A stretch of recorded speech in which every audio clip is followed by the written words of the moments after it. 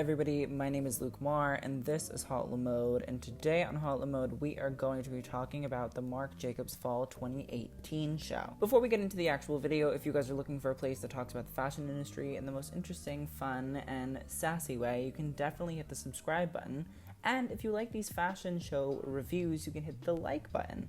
And if you're looking to hear my opinions on everything that goes on in the industry, you can also follow me at Hot Mode on Instagram, because I pop it, lock it, and drop it via my Instagram story and my feed. And I post like funny memes there too, so you're welcome. But let's get into the actual review of the show. I could easily take this Marc Jacobs collection and consider it a poorly imitated 80s costume party, the same way I did with Tom Ford's Fall 2018 show. But there was something different about Marc's collection. It was dynamic yet dark. The collection felt tense and mysterious while having the ability to show us what a young Marc Jacobs felt fashion was. The collection was based on the likes of the great French Parisian houses of the 80s, Claude Montana, Jean-Paul Gaultier, Yves Saint Laurent, and it demonstrated Marc's ability to execute a concept perfectly, as he always does.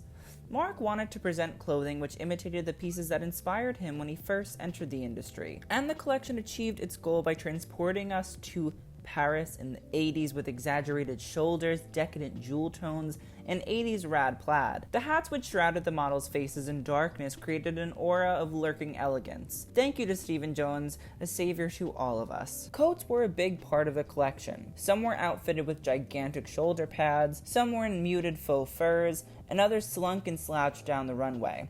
They were all wearable and all things that I literally need in my closet. The stitched together fabric dresses were brilliant, and the gigantic Harlequin clown costume had Pennywise gagging. A good portion of the collection felt costumey, which could be said about a lot of Marc's collections, but I think it was what is needed currently in the industry. While fashion is meant to be for women, I think it holds a special place not just in women's hearts. Marc defying the new mainstream idea that the clothing in a fashion show has to flatter women is great. I'm not saying that clothing shouldn't flatter women, but it doesn't always have to be about wearability. And that's the great thing about Marc. He lets us in on this extravagant, grandiose world that you don't get to see often. The almost costume-like looks allow Marc the ability to create a character with each look. The character that he creates with his clothing allow the buyers and consumers to inherently take the characteristics of the character and impose them on themselves. The character this season, while I can't tell exactly who it is or what they are, they seem powerful. They seem like they're in control. They seem to have taken a step back,